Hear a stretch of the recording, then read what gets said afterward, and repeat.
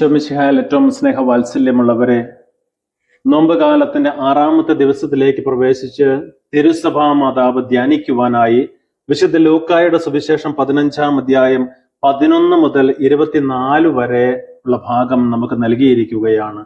ധൂർത്തപുത്രന്റെ ഉപമയാണ് നാം ഇന്ന് വായിച്ചു കേൾക്കുക. ധൂർത്തപുത്രൻ തനിക്ക് കിട്ടേണ്ടുന്ന ഓഹരിയെല്ലാം പിതാവിൽ നിന്ന് വാങ്ങിച്ച് ദൂരദേശത്തേക്ക് പോയി അവിടെ ധൂർത്തടിച്ച് എല്ലാം തീർന്ന് ഭക്ഷിക്കുവാനായിട്ട് പോലും ഒന്നും ലഭിക്കാതെ വന്നപ്പോൾ ബോധോദയമുണ്ടായി. അവൻ ചിന്തിക്കുകയാണ്, ഞാൻ എൻ്റെ പിതാവിന്റെ ഭവനത്തിലേക്ക് തിരിച്ചു പോയാൽ എനിക്ക് സുഭിക്ഷമായിട്ട് അവിടെ കഴിയാൻ സാധിക്കും, സുഭിക്ഷമായ ഭക്ഷണം എനിക്ക് ലഭിക്കുമെന്ന്. പക്ഷെ അവൻ ഇങ്ങനെ ചിന്തിച്ച് അവൻ സ്വയം ബോധോദയമുണ്ടായി പ്രാർത്ഥിക്കുകയാണ്.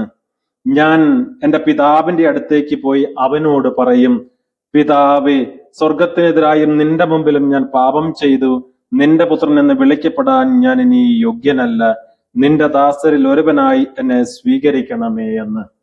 ഈശോയിൽ പ്രിയപ്പെട്ടവരെ, ഈ നോമ്പ് കാലത്ത് തിരുസഭാ മാതാവും ക്രിസ്തുനാഥനും എല്ലാം നമ്മോട് പറയുന്നതും ഇത് തന്നെയാണ്.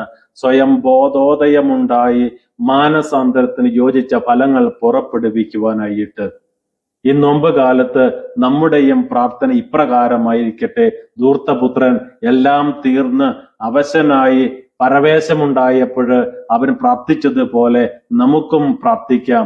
പിതാവേ, എന്നെ സ്വീകരിക്കണമേ, ഞാൻ തെറ്റ് ചെയ്ത് കുറ്റങ്ങൾ ചെയ്ത് അങ്ങിൽ നിന്ന് അകന്നു പോയവളാണ്, എന്നോട് ക്ഷമിക്കണമേ എന്ന് പറഞ്ഞ് മാനസാന്തരത്തിന് യോജിച്ച ഫലങ്ങൾ പുറപ്പെടുവിച്ചുകൊണ്ട് നോമ്പുകാലം ഫലദായകമാക്കുവാൻ നമ്മെ സഹായിക്കണമേ എന്ന് പ്രാർത്ഥിക്കാം. നല്ലൊരു ദിവസം ആശംസിക്കുന്നു. God bless you all.